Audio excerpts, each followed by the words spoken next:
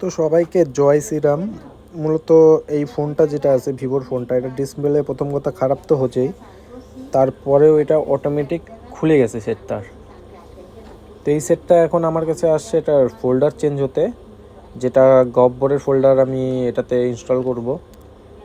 তো প্রথমেই যাবতীয় যা আছে সব খুলে নেব, তারপর ধীরে ধীরে নতুন একটা ফোল্ডার এটার মধ্যে ইনস্টল করে দেব।